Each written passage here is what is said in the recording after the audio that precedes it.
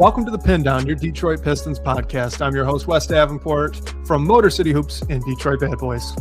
And I'm Blake Silverman, writer for Detroit Bad Boys, covering everything Pistons, and news writer for Sports Illustrated. That is right, guys. We have the whole crew back together in what feels like forever. Obviously, we both had some minor life events going on that have prevented both Blake and I from hopping on the show with one another. But our guy Blake, he is back. It seems like everything's going well on the home front. So my official now on the show, congratulations to you guys, because we've been saying that the past two episodes without you. But super happy for you both, and I know you were saying the same for me before. So yeah, welcome back, man. What do you think? I got to ask you too. The new music, right? You haven't had an official chance to comment on our new intro and outro music that is thankfully free of any copyright considerations on YouTube. So that is why we did that.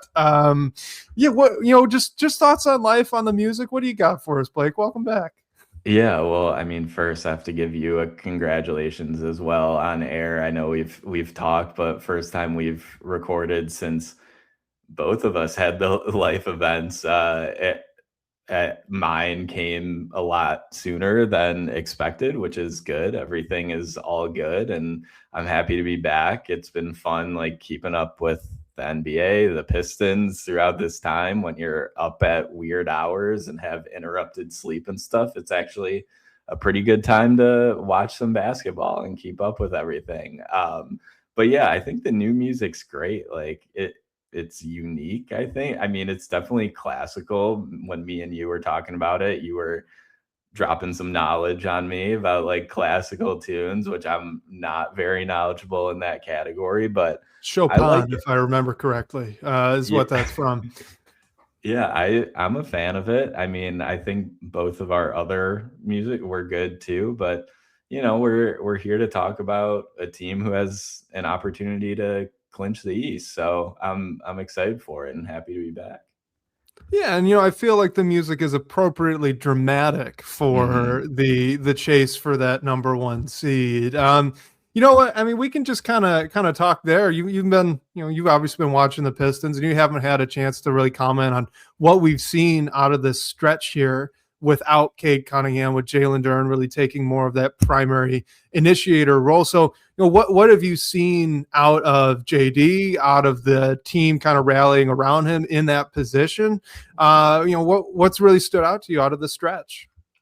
Yeah, I think obviously there have been the loss to the Thunder that I'm sure we'll get into a bit. That one just felt to me, it was an awesome way for them to be in that game, and it just felt like if the Pistons didn't win that one in regulation, they weren't going to win that game. So I was hoping Dennis got that shot at the end, but I think overall, just in general, this team has fought like they've done all year, getting a win over the Timberwolves, who, they didn't have Anthony Edwards. It's just a crazy time in the NBA right now with everyone being out. And I know we'll talk about that some more, but it just seems like this whole year there's been someone or someones that have stepped up when there are absences. Like right now it's Jalen Duren and Dennis Jenkins without Cade.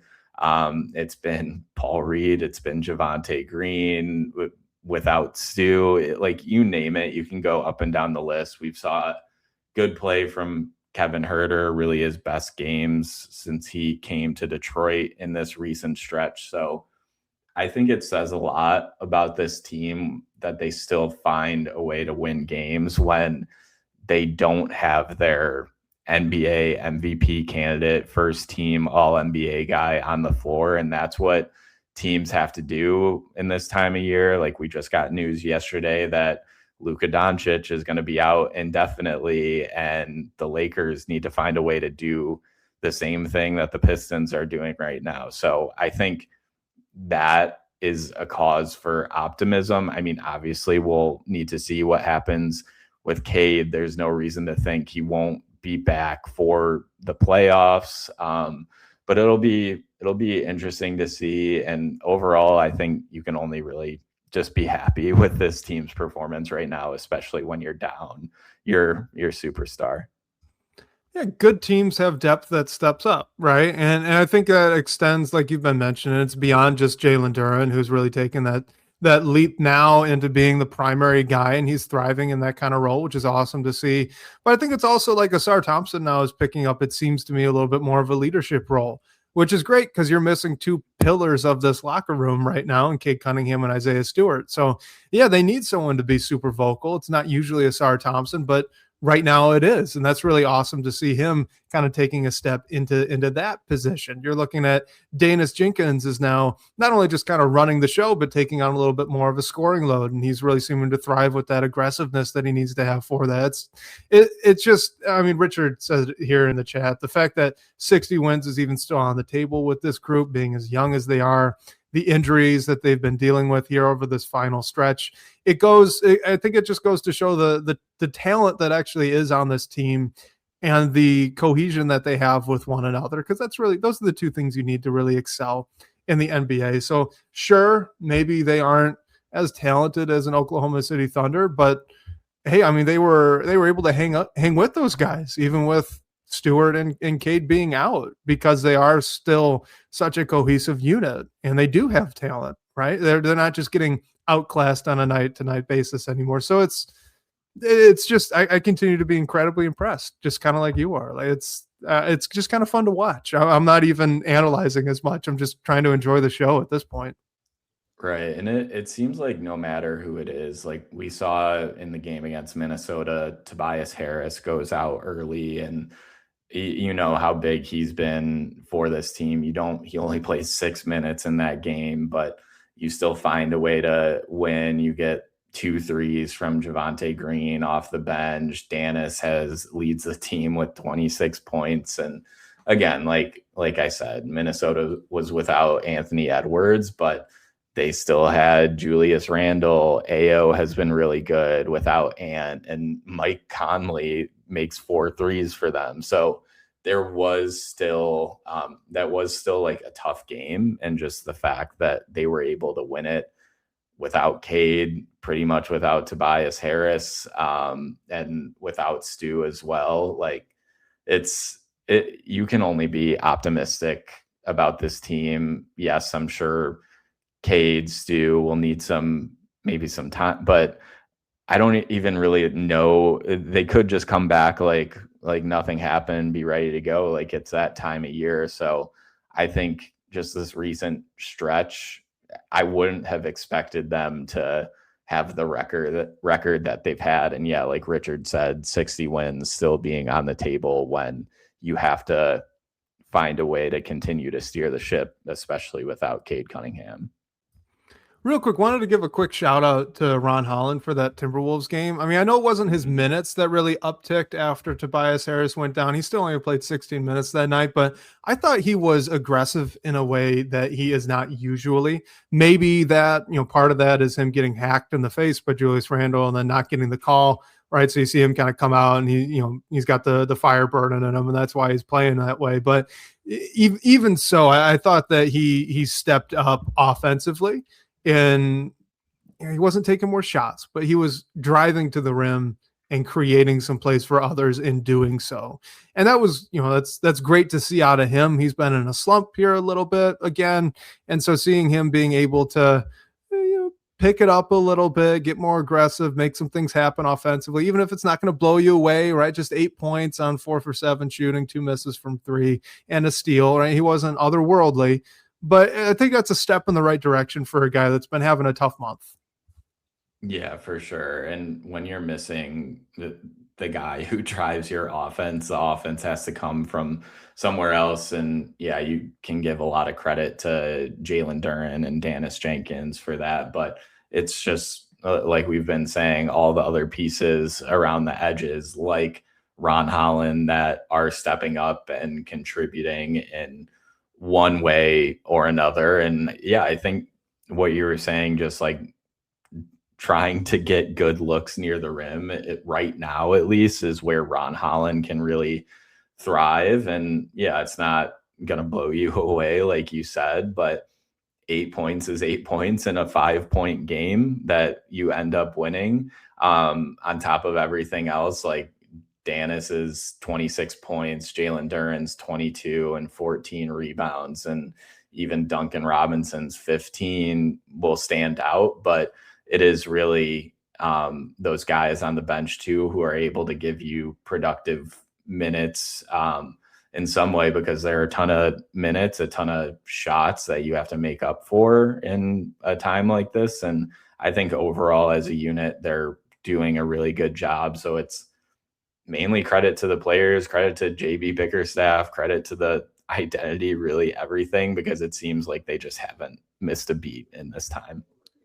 And one more thing that I want to take from this Timberwolves game here, that I mean, I just don't want to. I want to make sure we don't miss it because with Jalen Duren really taking this step into that primary offensive role, what stood out to me is who he's doing it against. Like the very first game that he really took that mantle, it was against Alex Sarr, and I know he was on a minute restriction, but that's a really good defender in Alex Sarr.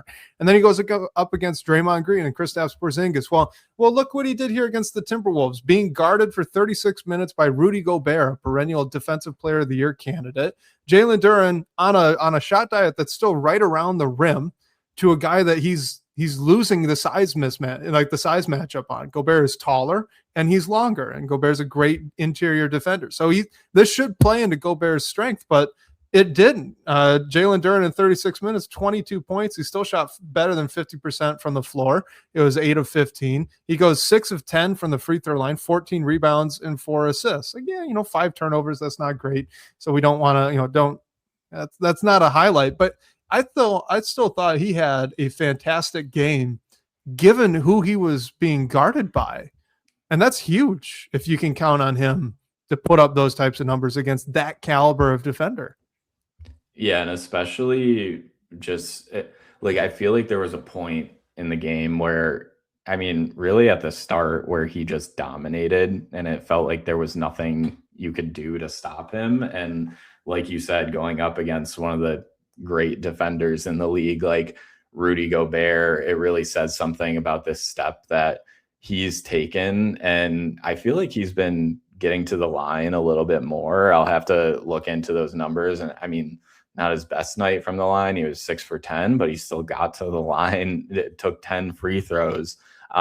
So I don't know if that's I think that's a mixture of getting a better whistle and just like being more aggressive in general. Like we've talked about for a long time now, he needs to do even when Cade Cunningham is available. And especially when he's not, I think he's doing a good job of that, because he really is a force in this league right now. We don't need to say he can be. I think he's already there. And it's just about showing it. And it seems like he can, and he has been, no matter who's on the other side of the floor.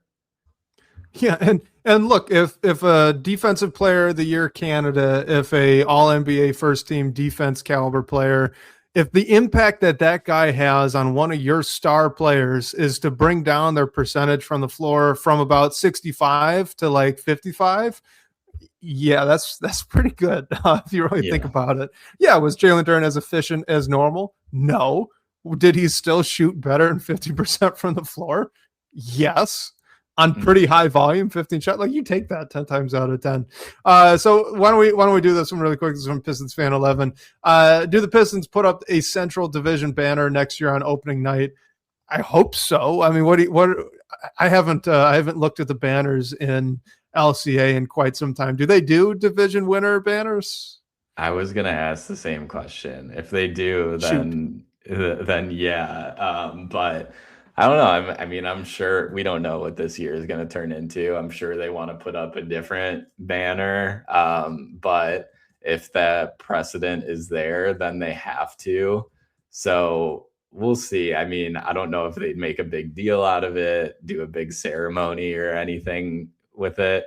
I think it might be just championship banners in addition to like the retired numbers. I'm just looking at pictures of Little Caesars Arena online right now. I wonder if they do the whole like Central Division winners, and it's like the years, right? Like the most, so Like it's not each its own one. banner, but yeah, I think, if they don't, I feel like they should. Yeah, I mean, That'd be good. Pistons fan Oh, there 11 you go. says last time we won they did, but that was 20 years ago, and obviously that's at the Palace, and the Red Wings have a ton of banners at LCA. Yeah. I think I want to say that the Red Wings do have like division banners, but I know divisions matter more in NHL than they do in NBA. So, hey, if they did last time, they should do it again. I don't know if that is all this team does, then they're going to make a big deal out of it, but they definitely should like just carve some space for it. Why not? I agree. I mean, I know it's not the same, but it is important. I think that there's any reasonable accomplishment that you make as a team, I say throw the banner up there, just celebrate it. It's fun. It's good stuff. And like NBA Richard Cup, says, it is the a Knicks need to significant. do it. They do put the dang Yeah. banner up for the NBA Cup. Come on, it's a tough tournament to win. It still matters. I know it's not the big one, so just make the banner smaller. Dang it! Stop watering down the achievements. Have fun. I agree. I mean, it's just like a fun thing that the team would enjoy, the fans would enjoy. So I don't see why not. And I mean, I could be wrong, but I don't think it costs the ownership group a ton of money. So why not? I can't imagine. Maybe it would get some more people in the seats. I mean, I don't know if that would for a Central Division championship banner, but maybe like a little NBA Cup celebration. Why not? Yeah, come on. All right. Well, so we had a quick report. This was a little throwaway from Brett Siegel of Clutch Points, but we did get a rumored amount for that theoretical Jalen Duren extension that he could sign. Well, it shouldn't even be an extension at this point, just be a new contract. So that new contract he could sign. So the number was $210 million in total value, and it could be upwards of that as well. So we could go up from there. Basically, where that works out to about $42 million average annual value or more. If he makes that all NBA team, it could creep up a little bit higher as well. I think it could get up close to, but not over 50 in average annual value. Don't quote me on that. I don't know that for sure. Even if it does, our starting point 42. So what do you think about that number? And does that seem fair? So, I mean, I think our guy Kyle Metz would be proud of me. Like, I would look at it more as the percentage of the cap, like you should, because every NBA contract seems big. I mean, the cap goes up. I know it's not supposed to go up next year, but that actually helps us a little bit because we can use current values into what that would be. So, I mean, Cade's max deal right now, which is like 46, a little bit more than 46, is 30% of the cap, which is just how you get that number. Just to throw another number out there, Ja Morant is 39.5 million. So a little close to that 42 number. And that's 25.5% of the cap hit. I think, I don't know, like, obviously you would want the deal to be a little bit less just so you have more flexibility. But I think Jalen Duren has proved that he is worth that and can really, like, he was an all-star this year. You have to pay him. I know he was extension eligible last year.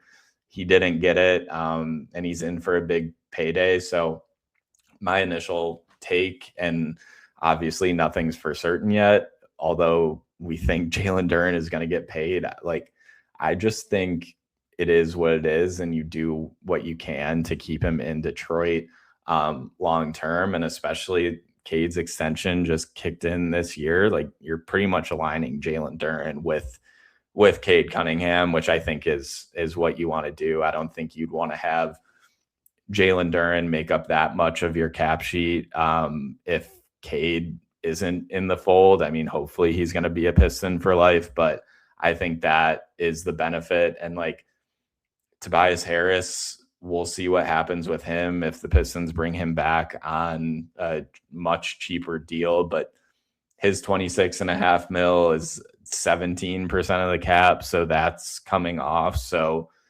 you do have the room to do it. It definitely hurts your flexibility elsewhere, but I think Trajan Langdon's done a good job at building this roster. So I think you just got to ink one of your key pieces, whatever it is. And I think the number might shock some people, but I don't think it would be a drastic overpay. Like maybe a little bit, but it's not crazy at all to me. Yeah, I mean I'm in the same spot of they pay him what they're going to need to pay him to keep him around. It's probably not going to be a full on like Supermax extension. It'll be somewhere less than that, but somewhere in the 40s seems just about right for the production that you're getting at the age that he is. And look, my thing, the only thing I really want to add to what you brought up is, I've seen some of the national perspective being, oh well, hey, the Pistons lost the gamble. Right. They would have been able to sign Jalen Duren to an extension last summer, but they didn't. And then now Duren's come out and proven that he's worth more than what those negotiations were. And I'm sympathetic. I get it. I get why that is the framing that some are using. But at the same time, I do think that forgets, or at least ignores, the fact that Jalen Duren wasn't going to sign an extension at that quote unquote deal amount that the Pistons wanted him at. The Pistons attempted to sign him at a number that presumably was less than $40 million. It might have been closer to $30 million. And the reality is Duren was not going to sign that no matter what. So there's no gamble here. The gamble is actually on the part of the player, not on the part of the organization. Like what could the Pistons have done? Well, they could have given him the contract that apparently he's about to earn, because the reports were last summer that JD wanted upwards of 40 mil. Like he wanted that rookie max, or at least close to it. And it seems like that's what he's going to get now. Like the Pistons didn't lose, Jalen Duren won. And now we're both all better off for it, right? Like the Pistons are able to get a guy who's an all-star big, who fits really well with Cade offensively, who's made strides even defensively as well, seems to still be improving. And hey, maybe he's even going to be eligible for like all NBA third team. Like that's a guy you want to keep around and build around as a long-term star. So I disagree with the idea that the Pistons lost a gamble here. The gamble would have been signing him for a long-term contract at upwards of $30 million when you don't really know that this is the guy you're going to sign. The risk was Jalen Duren turning down the money. So there wasn't a reality where they were going to get him cheaper, is I guess what I'm saying. So now we just know. We know where he's at. We know what he can be. So he's going to get that contract that he thought he deserved, and now we know that he does. Yeah, and just to add some context, I did some quick research. There's literally one guy in the NBA who makes $42 million this year, and that's Domantas Sabonis. And that's just under 27.5% of the cap. So just for context purposes, you'll have Cade at 30, Duren right around 27.5, depending on how the cap shakes out. That is what the Kings have with Zach LaVine and Domantas Sabonis right now. So I think you're more than happy to do it. I mean, it's not the greatest comparison because the Kings just aren't managed well right now, or they haven't been for a while. But just to put in perspective what it might look like, and then what the Pistons might be able to do from there. Because the Kings still went out and signed, they inked Keegan Murray to that extension that hasn't kicked in yet. So we don't know what's going to happen with Ron Holland. We don't know if Asar Thompson is going to get an extension this summer. And they made some free agent signings like Malik Monk. They signed Russ on a really cheap deal this year. So the Pistons are going to be in that stratosphere in a totally different context. But I think you can, the biggest question to me is, can you keep a similar roster to what you currently have if Jalen Duren gets that money? Or will it hamper you to a degree where you can't compete? I don't think this front office will let themselves go into the ladder. So I think if Jalen Duren gets that money, Trajan Langdon is confident in the roster he can create around the money that Cade and Duren have. This is the NBA right now. Look around the league, the really successful teams, for the most part, it's two big money guys and then a lot of really good depth around them. And I get that, why maybe Pistons fans would be nervous. Hey, Asar Thompson's really core to this team. Absolutely he is, but Asar Thompson's not going to get paid a max extension. At least I would really, really be surprised if he did. The NBA usually doesn't pay that high of a market rate for guys that are fantastic and incredible defenders. They have to provide something more offensively as well. And I'm not saying that Asar can't do that eventually. I'd just be shocked. So what I think you're looking at these two big money guys in Cade and Jalen Duren, and then it's a mixture of middle of the road big contracts and a lot of depth contracts, mid-level exception, your vet minimums guys in like the room exception like Dennis Jenkins right now. Like those are the types of value contracts along with draft picks that you use to build out the rest of the roster. And bringing up Isaiah Stewart. Yeah. Could Isaiah Stewart get extended somewhere around 20 mil? Yes. Could Asar Thompson get somewhere like 28 to 30? Yes. And all of that's going to be fine. They're just, they'll end up paying some luxury tax, which Tom Gores has done before with worse teams. So I can't imagine that's going to be a restriction. Like it's lining up well for this team to keep all of the guys that they would theoretically view as core tenets of this roster and of this locker room. The question is just going to be, how does Langdon, augment those 5-ish players? And we've got plenty of evidence to suggest he's more than capable of doing so. Sure, he's had a little bit more budget to play around with, but still he's finding a lot of great value guys. Javonte Green, Dennis Jenkins, even Kevin Huerter was kind of a throwaway. I don't want to say he was a throwaway, but at the time, the real value of that trade for Ivy was, hey, you're getting slightly better of a first round pick. Like the market for Ivy wasn't huge. So the fact that you get Kevin Huerter, right? Like, hey, that's a great little shrewd move there from Trajan Langdon. I think we can be pretty confident. Paul Reed, yeah, OG unnamed YouTube user bringing up Paul Reed, another fantastic value contract. Like he's been doing this, so I think you could be pretty confident. Yeah, and I think Javonte Green is the best example of like, if you are in a situation where your cap room is limited, but you still have some rotation holes you need to fill or just need depth pieces, like they signed him right before the season for a minimum deal. So I think in 2 short years, Langdon has already proven his ability to make those acquisitions that are going to help this team. Like Javonte Green has been huge this year. And yeah, like Paul Reed, Dennis Jenkins, Huerter, all those guys too. The only reason I'm targeting Green is just because he makes the least money of that entire group. So I think they're in a good spot, even though you have to pay Jalen Duren. People have been bringing up in the chat, Isaiah Stewart's due for a pay raise himself. I mean, I don't think it would be crazy. It'll definitely be a raise, he's not going to get starter money. I mean, he's at basically the mid-level right now. He'll probably get somewhere around a 5M raise. Like that's what I was thinking. It's not going to be huge. It'll be good though. It'll be good for him.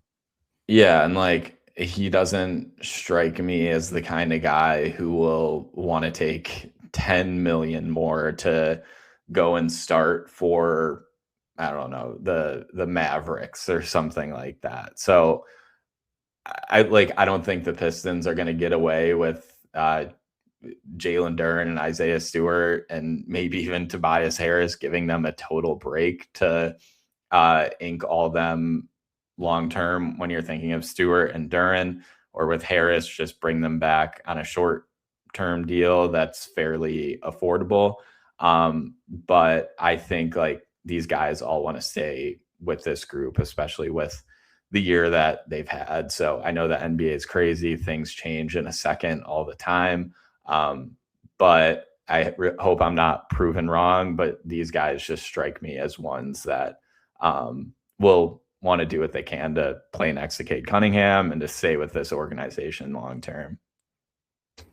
All right, let's get into some playoff talk here. That's enough off-season talk here. We got plenty of good Pistons basketball to dive into.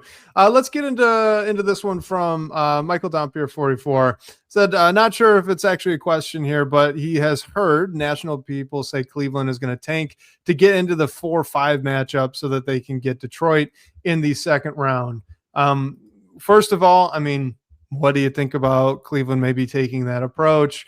And then second, how would the Pistons match up with Cleveland? I mean, to me, all this kind of conversation when you get to like, oh, should you try to lose some games to generate a certain matchup in the playoffs or not? I mean, it all honestly, it feels very presumptuous to me. So I'm curious your thoughts on it.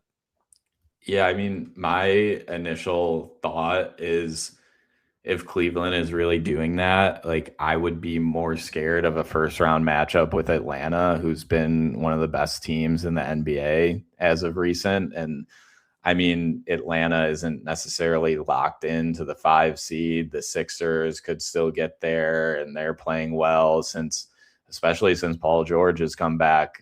Toronto could get back there. They're not playing as good as Philly, and the Hornets are still in that conversation as well. They're a little further behind with not much time to make it up, but I would be scared of playing Atlanta in the first round. I mean, I think that would be a really good series between Cleveland and Atlanta. And I mean, sure, if the Cavs want to play the Pistons in the second round and that's what they're set on, I mean, the Pistons are the best team in the East by 4 games with not many games left.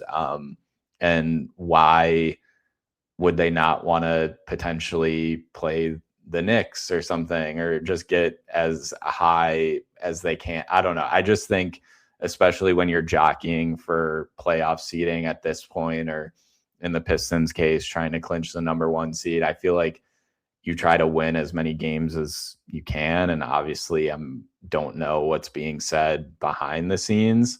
But yeah, in general, I mean, the Cavs with James Harden and Donovan Mitchell and their core, I mean, yeah, they're a scary team to play in the playoffs, but you're going to have to beat good teams. So I think they match up well with the Pistons, but I think the Pistons also match up well with them, and how they can hopefully limit what Harden and Mitchell especially can do. And their front court is great as well, but Jalen Duren, like we were talking about a lot at the top of the show, is a force that they're going to have to deal with. So, I mean, I don't know. Like, I'd love to know if there was any like serious credence behind that, which we'll never know. But to me, it seems like I'd rather try to get up into the 3 seed and avoid the Hawks in the first round, as opposed to like worrying about a potential second round matchup. Yeah, I mean, like, look, all this to me, it just feels so. I mean, I said it was presumptuous. I'm going to stick with that. It feels presumptuous. Like that. This assumes, like you just mentioned, Cleveland's going to get to the second round. That is not. The East is too good for this kind of conversation this year. I mean, even all the way down to the 10th seed. The 10th seed right now is 40-37. That's the Miami Heat. And they are a good basketball team with a guy that just scored the second most points ever in an NBA game in Bam Adebayo. Like, I know that that's not exactly repeatable, right? But like, they're a dangerous team, and they're just sitting there in that last play-in spot, and they're pretty much locked into at least the play-in at this point, with the Bucks being 11th and at 30 wins. So, I mean, like, look, the East is going to be a bit of a bloodbath, and I'm not sure. I think if you look at like all the teams in the Eastern Conference right now, if you're the Cavs, you've got your choice of, well, and if I do this, right, if I really commit to this 4th seed, my round 1 matchup is going to be the best offense in the NBA after the All-Star break. And then my second round matchup would be the best or the second best defense in the NBA against the Detroit Pistons. Like, do you want to get into a track meet in round 1 and then get into a bloodbath in round 2? That's tough. The East is just going to be really difficult. I don't think it's a guarantee the Pistons make it out of the first round. Those first round matchups are going to be difficult. I don't think it's a guarantee that if the Cleveland makes it to the Pistons in the second round, if that's the matchup, that Cleveland's actually even going to excel in the kind of roll in the mud fight that would be taking place there in those games. The playoffs are tough. The playoffs are going to be really, really tough. So I'm with you. I think you get the best seed you possibly can and try to maximize on that home court advantage no matter what. So I know that 4-5, 4 is going to have the home court advantage, but if I could get up to 3, I'm technically getting a better matchup there with a slightly worse team than the 5th seed. So if I go into the 6, I think this is dicey if you really, really genuinely try to do some of the manufacturing of matchups like that.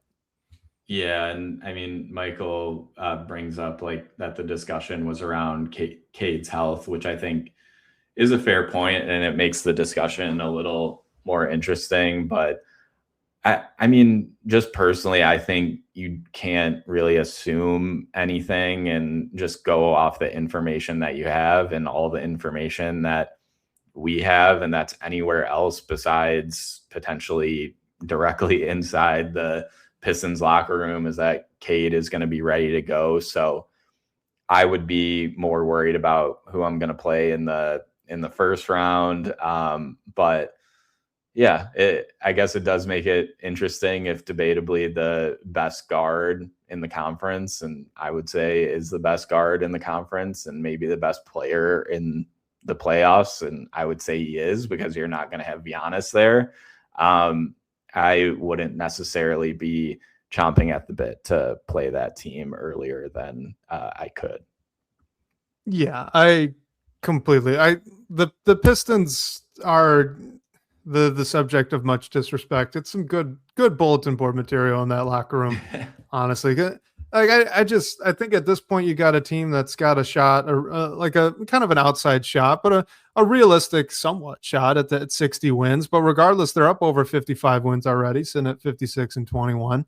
They've got 5 games left to go. So if they go 4 out of those 5, they'll be up at the 60. But even setting all that aside, like without Cade Cunningham, they are still 8-2 in their last 10 games. They're still one of, if not the best defense in the league. They've got possibly the best guard in the Eastern Conference, a legit MVP candidate when he's healthy, in Cade Cunningham. You've got an all-star center who meshes really well with that MVP candidate who, hey, maybe he's all NBA third team himself. And then you also have the best perimeter defender in basketball. They've got enough talent at this point, and they've got enough proof of concept where I don't get this idea that that this is a favorable matchup for anybody. You should be afraid of Detroit in the playoffs. They're too good of a team to not be. Whether or not they actually win and make a huge run in the playoffs, regardless, you've seen enough this regular season to say, I'd like to avoid that team because they're really good. And they are. So do it. Try it. Win as much as you can if you're the Knicks. And Richard said, yeah, they're 7-3 in their last 10. They are, right. The Hawks are 8-2. So look out, Cleveland. Don't fall to the 5th seed. They're coming for everyone you. in the East is like playing well right now, with the exception of Toronto, Orlando, Miami. And before Miami started to slump a bit, like they looked really good. So I think, I think the East is super competitive. I mean, the West is too, but you obviously have the top 2 teams there that are almost in a tier of their own. So yeah, I just wouldn't assume that you're going to beat anyone necessarily. What I'm watching for is, can those Hornets sneak all the way up to that 6th seed? Because that would be a really interesting, as long as the top 4 shakes out as it is now. I think someone said it in the chat, but like the 3-6, 4-5, that could be some really fun basketball if you're looking at Knicks, Hornets, Cavs, Hawks. Yeah. Those are fun matchups. I mean, just as a basketball fan. If the Hornets are in the play-in, like anything can happen in the play-in because it's one game, but I would hope that they would win the first game and become the 7th seed, because I wouldn't want the Pistons to play them. And I know we're going to talk about matchups in a little bit, so I won't go too deep there. But I think that's something that Detroit should definitely watch. Hey, the Hornets are only 1 game in the win column, 2 games in the loss column behind the 76ers. So that's a game and a half. I mean, they're 8-2. their last 10, though. I mean, they're hot. It'd be fun. I could see him getting all the way up there to 6. But let's just do that question. So we got JP423 in the DBB comments asked, which team would you guys want the Pistons to play in the first round? Which team would you not want them to have to play in the first round? So it sounds like you don't want them to play the Hornets, but who do you want them to play? Yeah, and just a little bit more on the Hornets. Like, I think the Pistons could and should beat them. I do just think the Hornets, when they're at their best, they're beating you because you just can't keep up with their offense. They're Con Knipple, LaMelo Ball, Brandon Miller, and even Miles Bridges, for that matter, are like shooting the lights out.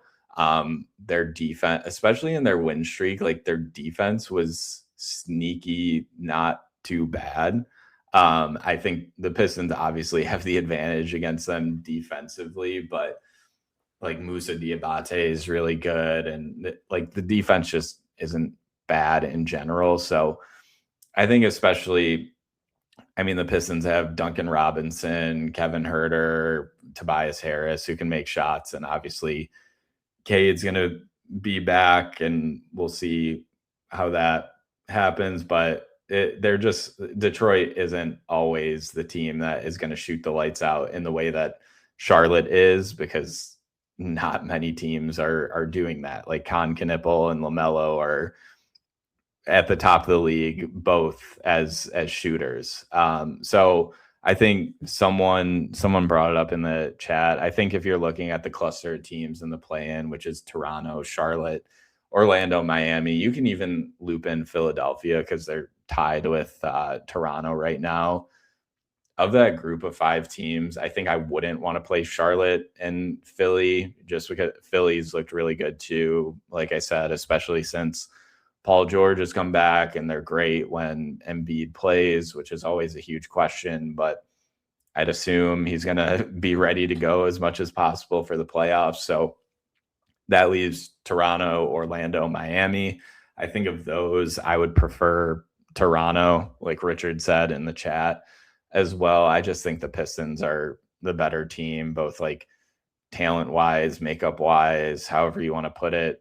I mean, Toronto looked really good at times this season, haven't been as good as of recent. And I just think the Pistons are able to take care of them. Orlando and Miami, similar. Like, I think the Pistons should beat both of those teams. I think of those, it's a real tough one. Like, I would rather play Toronto than either of them. But just because both of them have been on the downside, I think I would lean a bit more toward playing Miami. I think Stu could probably do a good job against anyone, and especially on Bam as well. And Orlando, they haven't been great, and I'm not confident in Paolo, and Franz is out, but they still have Desmond Bane. Like, they still have a good team. And I think I would just give them a little bit more of the nod over Toronto and Miami. So I guess the teams I'd most want to play are Toronto and Miami, but I still don't love that Miami matchup, just because they were decent as of recent, but the Pistons are still a better team than them. Yeah, I mean, I think what's kind of fun with this whole conversation is, of all those 5 teams, they are 5 good teams. This is not the Eastern Conference of years past where this is a cakewalk in round 1. These are all solid basketball teams with a lot of talent that fit. I will say with the Heat, like, I'm still afraid of Eric Spoelstra in a 7-game series. That guy's he's a Hall of Fame coach, almost guaranteed. So I think he manages timeouts correctly, though. Well, that is true. He does have to do that, which is tough. He's struggled with that in Detroit in the past. So maybe you got that going for you. But yeah, I mean, the Hornets are the easy, don't want to play them matchup. I will say I do still have quite a few questions about that roster specifically. Not to like be too down on a guy, but LaMelo Ball, I have some serious reservations about in a playoff setting. even just in a competitive setting with just his style of play. And I don't want to. He's really fun to watch, and he's an amazing player. So I don't want it to come off that way. But some of his decision making, in the playoffs yet. We haven't seen any of these Charlotte guys in the playoffs yet. So. We haven't, right? And I've seen so much, so many instances of just head scratching.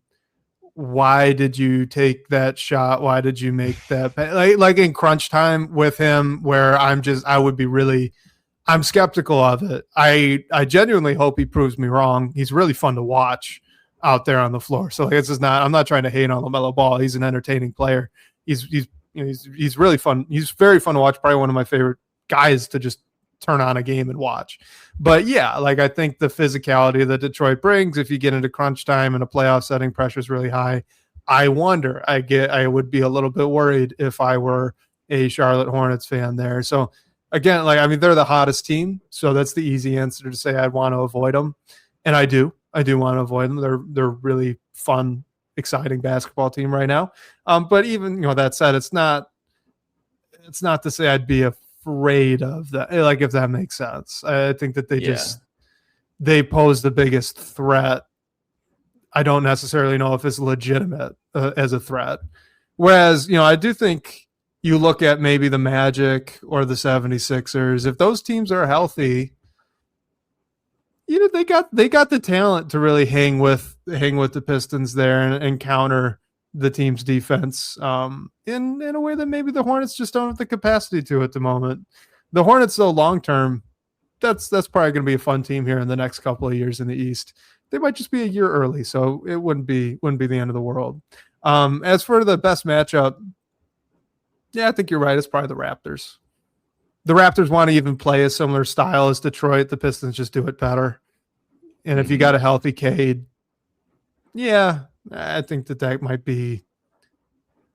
No, I don't want to say that. I'm not going to say what I was going to say. I'm going to hold that back in. I'm going to hold that in. I think that would be a good matchup for Detroit. So I think I'd be good with the Raptors. Yeah, for sure. And no, I'm with you. You shouldn't overlook anyone in the playoffs. Like it's the same conversation that we were having about the Cavaliers. I think it applies to the Pistons no matter who they play in the 1-8 matchup. But yeah, I think Toronto just sticks out as those teams that the Pistons might have an easier time with, and then just a harder time. I still think Philly, if they end up in that conversation, might be a tough one. And Charlotte as well. I mean, yeah, I don't know. I think Toronto, Orlando, Miami is like who you should look for. But even if you play Philly or Charlotte, I think the expectation obviously should be that the Pistons should win that series.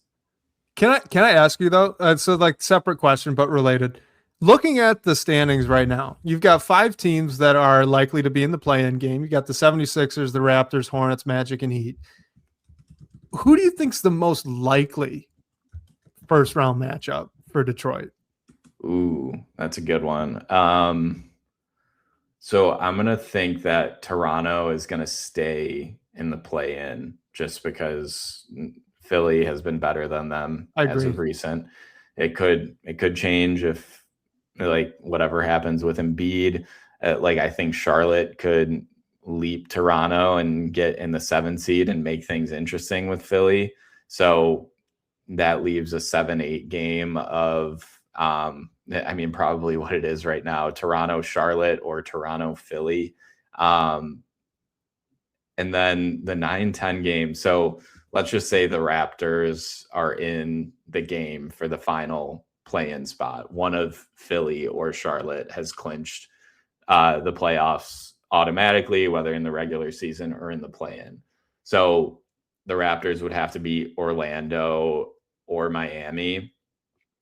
I don't know. Like, I think it's difficult. We've seen it before, so it's not impossible, but like losing 2 games in a row and getting eliminated in the play-in is really tough. And I don't think like the Magic or Heat right now, both of them are capable of beating Toronto or Charlotte or Philly, no matter who they play. But I don't think we're going to see a team in the East drop 2 games to get out of the play-in. So I'd say the most likely one is Toronto, honestly. How about you? All right, here's my hot take, Blake. So I think 6 and 7 are some combination of the Hornets and Philadelphia. I don't know who's going to have to get through the play-in gauntlet, who's not, but that's 6 and 7 to me. I think it's pretty clear cut and dry. So you got the Raptors, Magic, and Heat in a tournament setting where you've just got to win 1 or 2 games, win or go home. Who are you trusting more? The 2 young coaches in Toronto and Orlando, or Eric Spoelstra? I mean, yeah. So there's my hot take. If I had to put money on it right now, which I never do, I'm not a gambling man, so don't ever take that as gambling advice. But if I had to put money down on someone, if you and I were going to make a little bet here and just like, oh yeah, $5, who's it going to be? I'd say I bet it's the Heat. I genuinely, if the Heat are sitting at that 9-10 spot and they have to win 2 games just in a win or go home setting, I think that coach, that institutional structure they have in that locker room, the veteran guys that they have, the leadership they have, I think all of that lends to them having an edge. And I'd be shocked to not see the Heat in the first round. That's fair. And I mean, there's all like, it's tough. The Heat are 3 games behind the Raptors. And I mean, Orlando is 2 games behind Toronto. So it's not a given that Toronto is going to be a top 8 seed. So they might need to win 2 games in a row to get out of the play-in. And if they find themselves in a 9-10 matchup with the Heat, like I would like the Heat in that matchup too, which means the Pistons would likely either be playing the Heat or the Magic in the first round. So it'll be an interest. Like I think it'll really be whichever team of that group of 3, Toronto, Orlando, and Miami, can start to click over the last few games. And there's some talk in the chat of like their schedules and everything, and that will have a lot to do with it. So yeah, whichever one can like find their way of a group of 3 teams. That Toronto hasn't been struggling as much as Orlando and Miami as of recent, but whichever of that group can maybe find a little streak going into the play-in and the postseason, I think can probably continue the momentum into the play-in. All right, this is kind of a fun one. This is from I Am the Big Cheese. Which playoff matchups do you think will get the most coverage or attention if we had to rank them? So I guess just kind of, why don't we just look at through 3-6? Because, well, we'll leave out the play-in. So we'll look at 2-7. I know that includes the play-in, but you can be pretty confident in the 7 seed.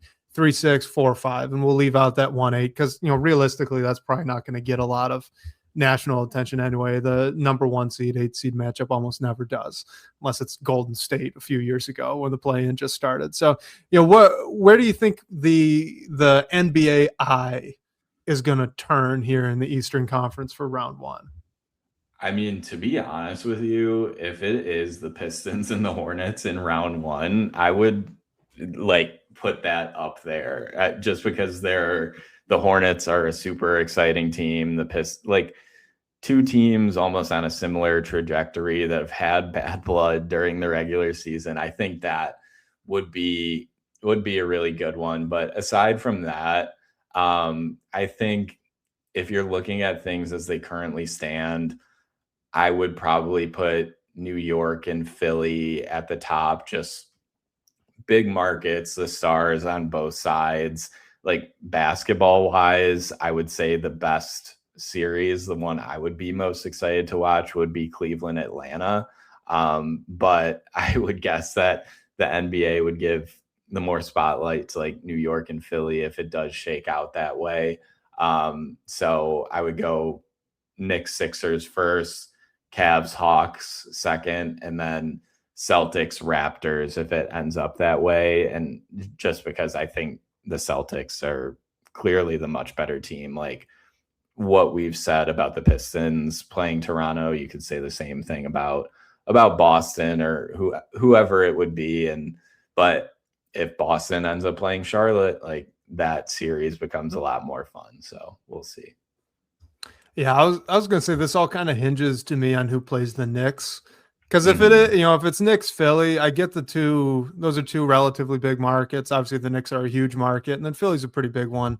But I mean, are NBA fans really looking for more Joel Embiid, Paul George on this year? I'm not trying to knock on those guys, but it kind of it feels like that's the old guard, right? Like those are the last year's NBA stars, and now more of the focus is on the younger crop. And yes, that would include Jalen Brunson, but it would also include someone like a LaMelo Ball, like a Cade Cunningham. So some of the kind of up and comers, a Scotty Barnes, right, with the Raptors. Like if the Raptors could somehow sneak up into that 6th seed, I think that Toronto, New York would get a ton of looks. But I think the biggest moneymaker, if it could happen, would be if the Knicks could get the Hornets.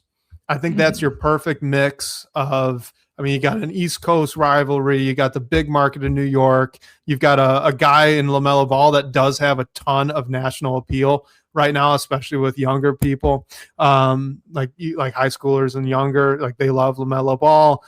So there's that. They're exciting. They're 8-2 over the last 10, so they're kind of the darlings of the league right now. I think that would get the most eyes if it could happen. If it shakes out how it is right now, I kind of think that Celtics Raptors might get a lot of looks. I know the Celtics have been really dominant here recently, but the Raptors pose a few challenges for them. They're really long, they're really physical, they're aggressive, and the Celtics have lost to the Pistons, who play that same style. Plus, you have a Jason Tatum effect, right? He's coming back. And so what is he going to look like? I'm sure there's going to be a lot of curiosity there. Boston's a really big market. Toronto's your international market. Like I could see that getting a ton of looks too. Yeah. And when the Raptors made their run with Kawhi, like their environment was pretty insane. But yeah, I'm with you on whoever plays the Knicks. Playoff basketball and MSG is awesome. Like we got to watch it. Hopefully some lucky listeners were able to experience it themselves. But yeah, I think that would be Michael Dompier brought it up. Like, who says Philadelphia can't knock off the Knicks? I think if you're talking from a coverage, media attention perspective, another Knicks meltdown would definitely be of interest, especially in a year after they made a coaching change. And if they do worse or if they do the same thing, that would definitely be a big talking point. But yeah, whoever Charlotte plays will be fun too. And yeah, not to like LaMelo will draw eyes, his first playoff experience. But you also have the potential rookie of the year on that team, who's the best shooter in the NBA right now, and Brandon Miller, and just an exciting team. So I think just across the board, we'll have some good series. But yeah, those New York ones just always get the love coverage wise. I really think that this Eastern Conference playoffs is the first round, at least, is going to be more entertaining than the Western Conference. And I don't know how many times in recent past we've been able to say that, but like you're looking at a play-in crop. The Suns are great; they're really fun. The Blazers, they got my guy Denny, but that's kind of the maybe Scoot, right? Like, is that the selling point there? The Clippers are fun, but they're sitting at about 500. The Warriors, 36 wins. Curry's coming back. I don't know. Like, I think that the Eastern Conference teams are a little bit closer, 1-10, and that just makes it more intriguing, more fun to watch. Let's do the last 5 minutes here on some postseason award conversation, because obviously that's where a lot of the focus is right now, just league wide, not even in Detroit. So Pistons Fan 11, will the Pistons and Cade put an extraordinary circumstances appeal for all NBA, or is that only going to be Luka? He says that the Pistons should, but also, what's this logic of the 65 game requirement there? So we could just talk about that too briefly. What's your perspective on all of this? I mean, obviously it's a real bummer for Cade, but beyond that, right? Like, what is this rule? What's going on with it? And do we think it should stick around? Yeah, I mean, I think the rule started pretty simply just to have the league stars be available when they are truly available. I don't think it's worked how the league has intended it. And I think this year you're seeing just the drastic side of it where Cade isn't going to be eligible. Luka is not going to be eligible. And we'll see what could be done about it. I actually thought Chris Finch made a good point about it last night when he was talking about Ant. And he said his take was, if you're qualified for an award, you should be given the award, but maybe you don't get the money triggers that go with it. And I do think the money triggers that come with awards are good. And I would hate to see a guy like miss out on millions of dollars because he played in 62 games instead of 65 or whatever it might be, because that's earned money. But maybe that's a middle ground, because I think guys should be recognized for the seasons that they have. And you don't want, like, I feel like with awards, no matter what award it is, no matter how big it is, people always like to put asterisks on it. And I think this is just putting an asterisk on everything, especially if guys get all NBA that wouldn't in different circumstances. So, I mean, no matter who wins awards, I think it's something that you should celebrate, whether you get it partly because someone's hurt or someone's not, whatever it might be. But yeah, I think the league has some thinking to do over the summer, because this rule was put in place for a reason. And I just don't think it's doing the job that they wanted it to do right now. And it's just crazy that Cade would not be able to get any of the awards that he should, just because he had this really like freak injury that kept him out toward the end of the season. It's obviously a bummer, right? Like he's had an all NBA first team type of year. He's that caliber of player, and it seems like he's going to be back for the playoffs, which is great. So, from a Pistons perspective, you're happy, you're good. But it is a bummer that he's not able to get the recognition, I think, league wide officially. Unofficially, he's clearly getting it, right? I mean, this is a talking point. The fact that he's on the list of guys that aren't going to be eligible, and people are upset about that. So clearly everyone's kind of recognized the quality of player that Cade is. So that's good. And that feels good. A little pat on the back there. I'll just, I think that the reason I expect the rule to change, I think the rule is going to change because ultimately the players union exists to protect the star players, and the star players are losing out on a lot of money here. There are guys that would get these triggers pulled for them in order to unlock extra contract guarantees and extra contract potential when they sign extensions, that are just not going to be able to get those anymore. It's going to advantage some lesser players as well that now suddenly are elevated up to that level and get pulled up to that contract now realm, which is both fortunate and unfortunate at the same time. I think, if it were me, my solution would just be to keep the rule and then remove all of the triggers on different contracts that you could get. Just everybody's basically allowed all the way up to that post-rookie supermax or the general supermax. Just remove the tiers. Everyone, you can sign the player for as much money as you kind of want, right? Like there's no cap on that. And then let everyone kind of bid it out from there. And of course, you're going to get into some weird issues. I'm sure the Kings are going to pay someone way too much, but hey, it is what it is. That's just the Kings. I mean, what the spirit of the rule, I think, is fine. Like, even if you look back, there's not many MVPs that have won the award while playing less than 65 games.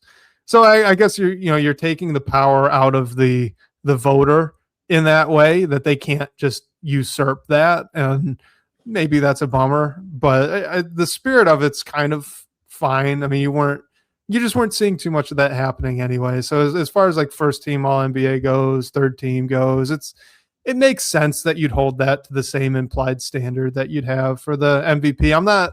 I personally am not as upset about the rule itself. I do not like the contract ripple effects, though, like Chris Finch mentioned there that you brought up. I think that's where where the problem really comes in. Like the fact that if JD is able to make that all NBA third team, that elevates the contract he could theoretically sign. Like that's a little ridiculous. Just get rid of those triggers in general. Allow a certain maximum amount that could be like something ridiculous, like 80% of the cap. And if someone wants to abuse it, they can abuse it, but kind of leave the money out of the awards. Cause I do think the awards are usually not objective enough anyway to really make that sort of trigger validated in the first place. But that's just my take on it. Yeah. Do some like statistical thresholds for contract triggers that matter with when you play a certain amount of games or something. I mean, you can get into trouble with that too, but yeah, it's because like all the don't players, overplay it. That's my point. Like, you know, like have the maximum contract LeBron James can sign or Giannis can sign or whoever. Like Steph Curry is like 75% of the total cap. And if someone's dumb enough as a team to do that, let them go ahead. They can have Steph Curry and he'll be really happy to make all that money. But everyone else is going to be operating the same way that they are. Like Jalen Duren is not even right now, the rumored contract that he could get around 42 in average annual value. If he gets that all NBA third team award, it could get higher than that. He would be eligible for it. I don't think he'd get it. But he'd be eligible for it. So what's the trigger really doing there? You know what I mean? Yeah. And I think it's tough when like all these guys in this tier we're talking about have pretty much secured generational wealth. Like Jalen Duren already has a really nice rookie contract, but he's going to get even more. And when you're still even that, like I like to say, if I was an NBA player and I would be happy with all that money you're getting. But when you're talking about missing out on millions of dollars, no matter who you are, it comes into question, especially on such like an arbitrary rule, which makes it tough. So I think there is some work to do and getting it in the right spot. I agree with you. I think the spirit of the award was in the right place, but also the NBA has some other problems that they need to fix, like just March in general and how bad the basketball is that we're seeing. We need to do something. Not saying they shouldn't make any adjustments to this rule because it is a big problem, but I also think there are some bigger fish to fry out there too. Agreed. So yeah, I mean, like as a fan, am I bummed that Cade's not going to get that official recognition? Yeah, I am. But that's me being bummed that he's missing these games. I'm not. Yeah. You know, like yeah. So I don't know. On a higher note to end, he's going to be back for the playoffs. Yeah. So yeah, all is well. All is well there. That'll be fun to watch. Just for a little Easter egg for whoever makes it to the end of the show, I was telling Wes about this, but when I was in high school, I had a collapsed lung as well. And I was joking with him because like it happened maybe a Saturday night and I went to the hospital and I was back in school by like Wednesday. So, I mean, I wasn't obviously an NBA player at that point. So the activity standards between me and Kate are totally different, but just wanted to throw that out there because like a collapsed lung sounds so scary, but I think it's like, I'm very confident that he's going to be ready to go, especially because we've seen him on the sidelines. So we'll see. It just takes some time. And I don't think, at least we haven't heard, he doesn't need any additional treatment because of what happened. So I'm confident he's going to be back. I don't know anything. I'm just saying that based off of personal experience, but looking forward to him being back. Hey, he's right on that Vinny Goodwill timeline, right? That's what our guy Vinny said on ESPN. He said there was going to be a 2-week recovery process, 1 week of conditioning, and then 1 more week of a ramp up. So, hey, I mean, he's right on it. They're going to reevaluate him again in a week. That means he's doing conditioning now. Hopefully that means he can take that next step to like actually getting ready for contact basketball again over that following week, and we'll show up to the playoffs with some fresh legs, right? If we want to be optimistic. Yeah, 100%. We're almost there. We are through March of the NBA, but it's still the basketball out there. Yeah, is a little, it's not great. I like watching the Pistons, but some of the other games out there, I'm really not sure about right now. But Wes, unless you have anything else, I'll close this out. I do not. We're all good. Awesome. Well, thank you everyone for joining. Reminder, you can call our voice line to ask a question and hear your voice on the show. The number for that is 313-355-2717. And special thanks to Sean Corp, the managing editor of Detroit Bad Boys, for supporting the show. And shout out to you guys for all the great questions and talking points tonight. We'll catch you next week, whether on your commute or live with us on YouTube. We can't wait to talk more Detroit basketball with you all.